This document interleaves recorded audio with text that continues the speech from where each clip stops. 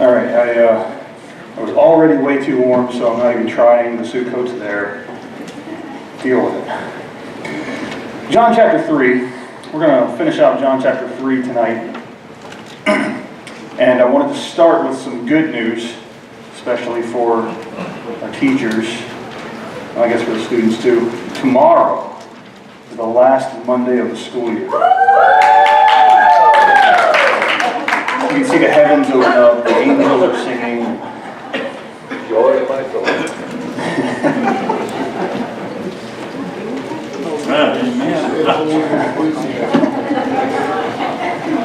I like an enthusiastic teacher. Amen.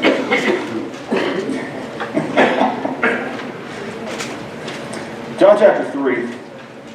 Read with me verse 22. We'll just go on down to the end of the chapter and then we'll have a word of prayer. The Bible says, after these things, bear in mind this was after his encounter with Nicodemus. After these things, Jesus and his disciples into the land of Judea, and there he tarried with them and baptized. And John also was baptizing in Enon near Salem, because there was much water there. And they came and were baptized, and John was not yet cast into prison. And there arose a question between some of John's disciples and the Jews about purifying. And they came unto John and said unto him, Rabbi, he that was with thee beyond Jordan, to whom thou bearest witness, behold, the same baptizeth, and all men come to him. John answered and said, A man can receive nothing except it be given him from heaven. Ye yourselves bear me witness that I said, I am not the Christ, but that I am sent before him. And he that hath the bride is the bridegroom, but the friend of the bridegroom, which standeth and heareth him, rejoiceth greatly because of the bridegroom's voice. This my joy therefore is fulfilled. He must increase, but I must decrease. He that cometh from above is above all. He that is of earth is earthly, and speaketh of the earth. And he that cometh from heaven is above all. And what he hath seen and heard he testifieth, and no man receiveth his testimony. He that hath received his testimony hath set to his seal that God is true. For he whom God hath sent speaketh the words of God. For God giveth not the Spirit by measure unto him. The Father loveth the Son, and hath given all things into his hand. He that believeth on the Son hath everlasting life. And he that believeth not the Son shall not see life, but the wrath of God abideth on him. Let's pray. Lord, we are so thankful for the opportunity we have that you have given to us to look into your word. We're so thankful that you have given it to us, you have preserved it for us, that we can read it and we can know your heart, we can know your mind, and we can follow your desires for us. God, I pray that as we look into your word tonight, that we would glean wisdom. I pray that we would leave this place more like you than when we came in. And we'll just praise you and we'll thank you and give you glory for all that you do. In Jesus' name we pray. Amen. You ever lost perspective on a situation? Yep. We have a saying about this for this very purpose. Something about not being able to see the forest because all the trees are in the way. You know what I'm talking about? Sometimes even the best intentioned person looks at things the wrong way. There's a story told, I think even someone told it here, of a customs and border protection agent that worked for years and years on the U.S.-Mexico border. And every once in a while, in his patrol, he would come across a man driving in from Mexico through the desert, just driving a truck. And so he'd stop him, he'd search the truck. And he'd find nothing. And it'd be a few months, and he'd see the same man driving again. So he was a little more thorough this time, and he would go all through the truck and looking at all the places that he, as a seasoned border protection agent, knew people would hide things that they wanted to smuggle. And he couldn't find anything. And so this went on every couple of months. This went on for years. He'd see the man. Till one day he took the man's truck. He stopped him, had all these agents with him, and they tore the truck apart. I mean, pile of parts on the ground, and they found nothing. So the man, I told you, it went on for years and years and years, until finally the Border Patrol agent was about to retire. And So he saw this man. He knew it would be the last time because of the guy's schedule that he always knew he saw him on. He knew this would be the last time he saw him. And so he just stopped him. He said, I'm not going to search your truck this time. But I've got to know. I'm about to retire. I'll never be stopping you again. Tell me, how in the world did you do it? What were you smuggling? And the man, you know what the man said to him? Trucks. He missed the forest for the trees. So we can all find ourselves looking so hard at something that we miss the obvious. Amen. Sometimes I catch myself looking for things like my children. They'll walk into a room, I can't find it. It's literally right there. I didn't see it, Mom. We can all lose perspective. Sometimes we're looking for the right thing, but in the wrong place or in the wrong way. So how do we, as followers of Christ, keep from losing the proper perspective? There just happens to be this very question in the passage we just read that was answered by John the Baptist at the end of chapter 3 here. This is where John the Baptist testifies once again of Jesus' messiahship. Now, the Gospel of John here, it very quickly goes through, and it doesn't give us a detailed account of Jesus' baptism. It just says at the end of verse 23, and they came and were baptized. There's a much more detailed account in other Gospels. But that's not the point. That's not what John was getting at here. So he breezes right on past that, and he goes, and we see sort of this chronology of things happen. First, we need to understand that Jesus' ministry overlapped John the Baptist's until the time that John the Baptist was arrested. We see in verse 24, for John was not yet thrown into prison. That stands to reason, because he wouldn't exactly be out there preaching and baptizing Jesus if he were in prison. That would be difficult. So John the Baptist was ministering at the same time as Jesus. They were contemporaries. He was preparing the way for Jesus. But we need to understand the ministry of John the Baptist. John the Baptist's goal was not to accumulate followers to himself. He wanted to influence people. He wanted people to believe him and follow his teachings, as any rabbi would. But understand that the entire goal of the ministry of John the Baptist was to convince his followers not to follow him. Okay? This is kind of the opposite of the Joel Osteen model. Okay? So, just let that sink in. So they were contemporaries, but John the Baptist, his goal wasn't to accumulate followers, his goal was to point them to Jesus. Nevertheless, in spite of this, his followers, they come to him and they ask him about Jesus. As if to complain. In verse 26, look what they say. They came unto John and said unto him, Rabbi, he that was with thee beyond Jordan, to whom thou bearest witness. Okay, they have been listening. At least apparently they have. The one that you've been talking about, the one that you've been telling us about. They complain this way. Behold, the same baptizeth, and all men come to him. Like, John, he's stealing your thing. Everybody's going to him instead. I told, I think it was last Wednesday, I told the teen group, everybody on earth should be really thankful that I'm not God. And we're probably all thankful that you're not God too, okay? Because in a situation like this, I would just want to slap the person. Have you been paying attention at all? John has been preaching. They've been listening. The one that you've been talking about. Those were their words, right? And they say, he's baptizing people too. He's taking your people. They're going to him instead of coming to you. And John responds. Well, we'll look at John's response in a second.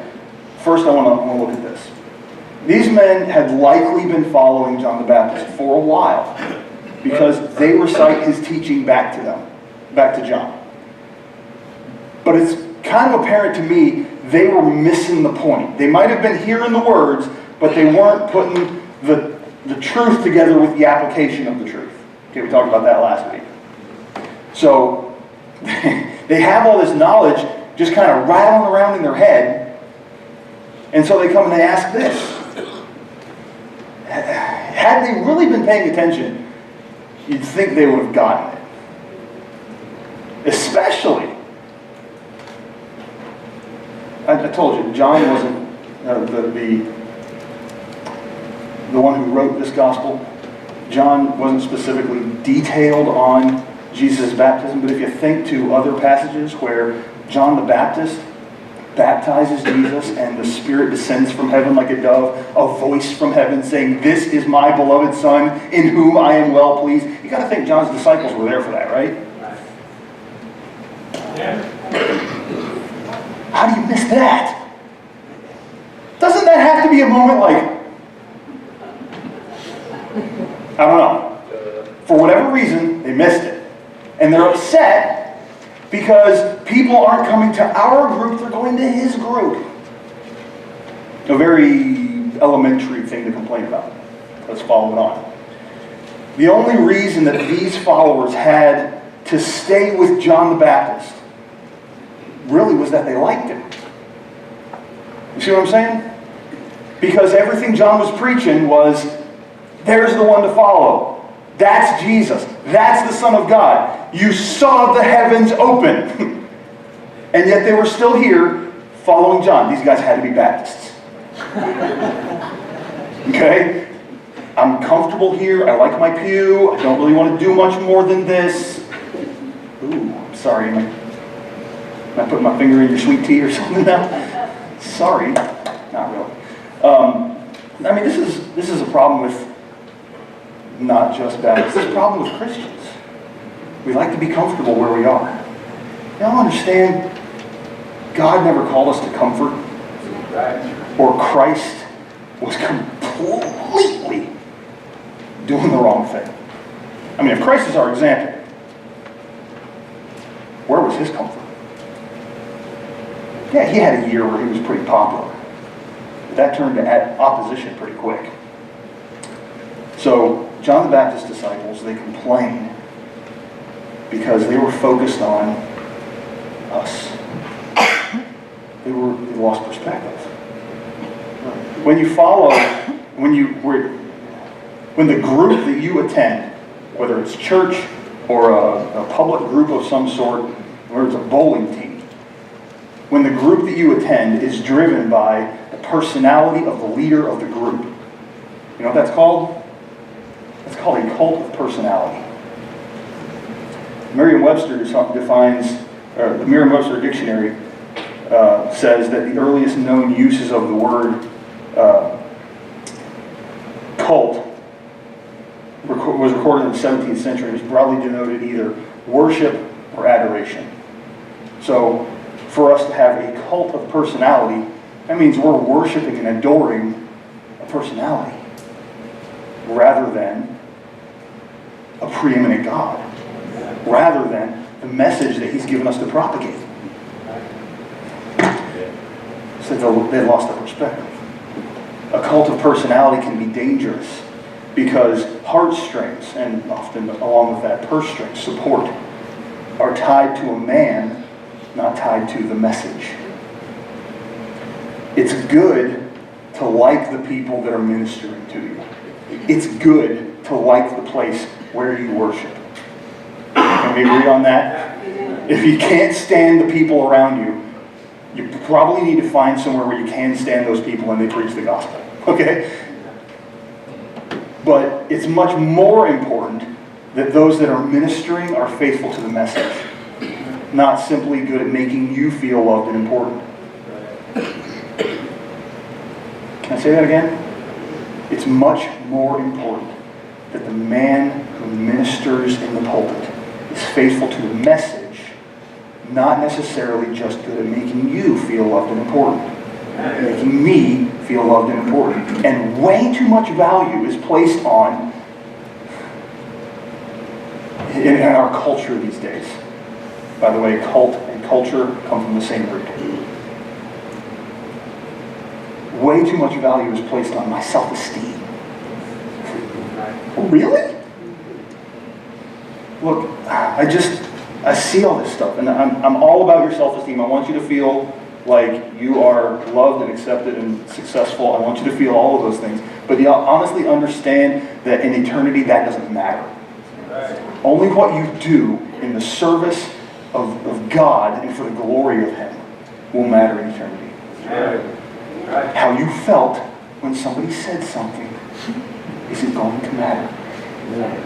I'm guilty of it too. We place way too much value on how the service makes us feel. How the songs make us feel. Well, the pastor said something I don't like. You know what? I don't care. Ouch. As I've gotten older, I've learned that, I don't know, maybe this isn't a good message for me to have learned, but I've learned that what people think of me really doesn't matter much. And I'm a person that I love to have approval. I want to make people happy. I want to do everything I can to make someone happy and feel loved and approved. That's my desire. That's the way I'm built. I'm bent that way.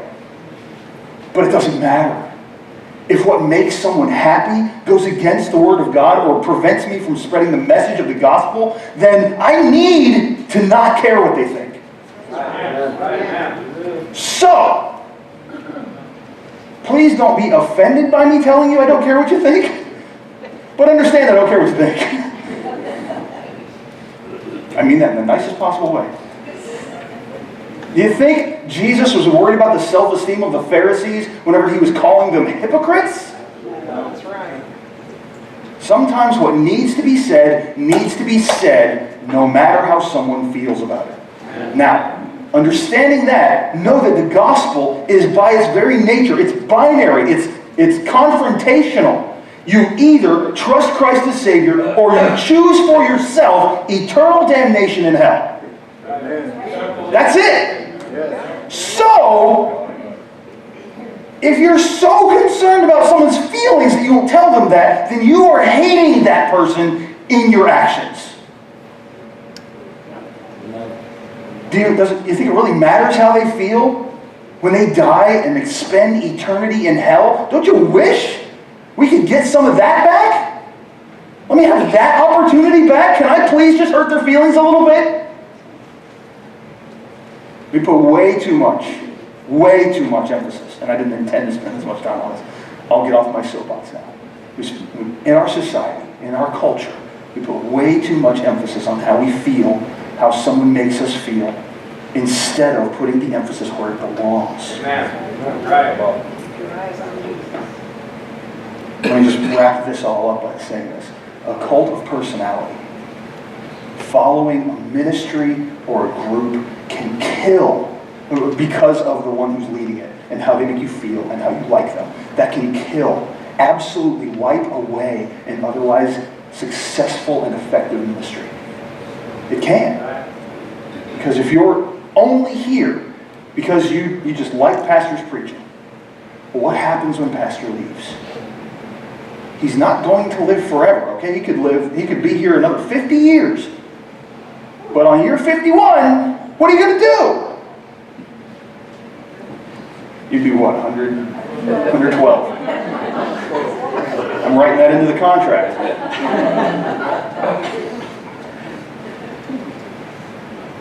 So it's most important to place the emphasis on the message. It's most important for us, as the followers of Christ, to stay focused on the message of Christ, the example of Christ, and the will of God for us. Because if we're all looking there together, then we're pulling the cart in the same direction. Amen. So here's the converse of that. You also need to beware of any kind of gathering that has to change its message in order to accumulate followers. Okay? They're opposite ends of the same spectrum.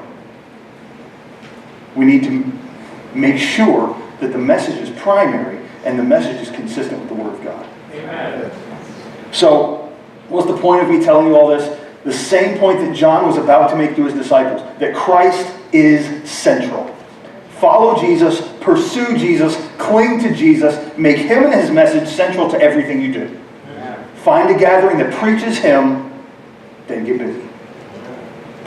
So John answers his disciples in verse 27 without even the slightest hint of jealousy. Look at verse 27. John answered and said, "A man can receive nothing except it be given him from heaven. Ye yourselves bear me witness that I said, I am not the Christ, but that I am sent before him." John's message is the weirdest gospel presentation in the history of preaching the gospel. He just keeps telling people to leave. There he is! Go get him! And so they ask him, look, Jesus has more people. They're all going to him. He's like, why are you still here? I can't have anything except it's given to me of God. My job is to point people to him. Can I tell you that's our job too? J. Vernon McGee describes John the Baptist this way. He says, he is the last of the Old Testament prophets who walks out of the pages of the Old Testament onto the pages of the New Testament to announce the coming of Messiah. It was a really weird moment whenever it occurred to me. I was starting to study with the teenagers a couple of years ago of the Gospels, and when it occurred to me that, you know what, Matthew, Mark, Luke, and John are really out of place in the New Testament. Because this is still an Old Testament time period. Everyone around them was still going to the temple. Jesus himself was going to the temple. They were still holding up the law. Jesus was living in that Old Testament style of culture, and he was about to drop his grace bomb on it. And so John the Baptist is this finale of the Old Testament prophet to make straight the way of Messiah. He typifies Christ in his answer to John's disciples here. He typifies Christ as the groom. He says, verse 29, he that hath the bride is the bridegroom.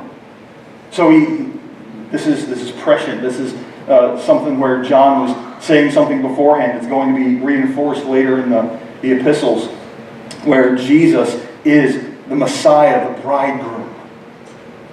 By the way, that makes the church, makes the followers of Christ, that makes us the bride.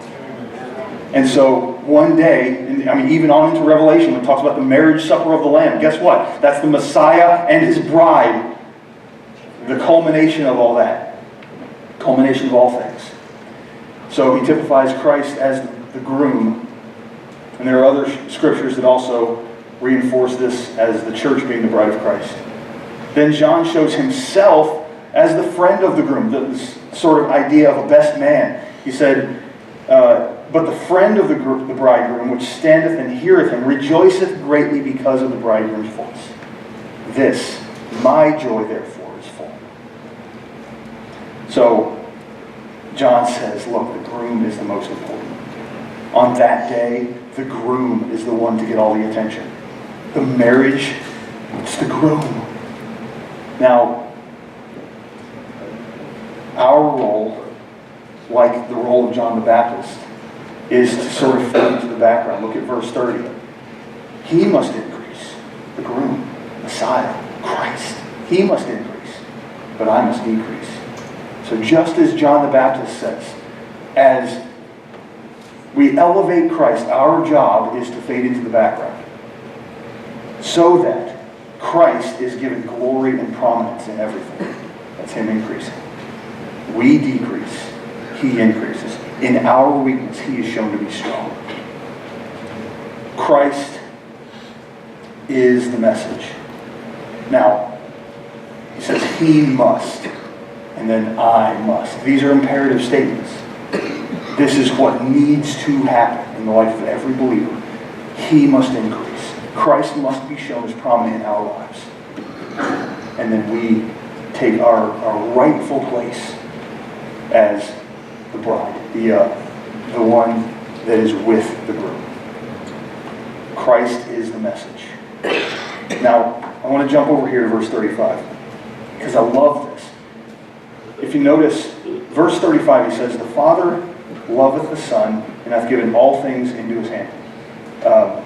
He that believeth on the Son, verse 36, hath everlasting life.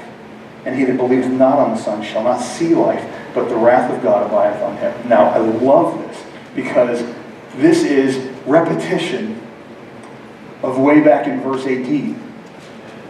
He's repeating verse 18. The strange part about this is that was a one-on-one meeting between Jesus and Nicodemus. And John the Baptist here says, look, he says the same thing. If you've accepted the Son, you have life already, and nobody can take it away from you. But if you knowingly reject the Son, then there's no possibility of life for you. Because there is only one way to life. Amen. Right. So, what did John the Baptist know? What wisdom did he have to impart to his followers that would help them with their perspective? Here's what he knew. He knew who Jesus was. And that all he had to do was get his disciples to that knowledge somehow. All that was required for the gospel to propagate and for God to get glory was a proper understanding of who Jesus was. Some of you might see where I'm going with this. So we as the church need desperately to know who Jesus is. His life, his death, his love, his justice, his mercy, and his message, his mission. This is the importance of Christ. We need to know this. In church, all that's required for the gospel to explode in our church, in our places of work, in our community, in our nation, in our world, all that is needed is for us, for those that we come in contact with, for people in this world to have a proper understanding of who Jesus is. That's our job. Preach the gospel. Get out of the way. Give him the glory for the results. So let's get to it. Let's bow our heads and pray. Lord Jesus, we are so thankful for who you are. The gift that you've given to us. And Lord, I pray that you'd help us to be faithful to the responsibility that you've given us to spread that message. Lord, as we leave this place to go out into the way that we live our daily lives, the things that we do on an everyday basis, God, I pray that you'd help us to be conscious of the world around us. And not care so much about our feelings, about what people's reaction might be to the gospel, but Lord, just to be faithful to speak it. Lord, help us to put our needs and our will and our desires on the back burner to follow hard after your desire and your will for our lives. Lord, help us to follow hard after you. Help us to desire you more than anything else. In Jesus' name.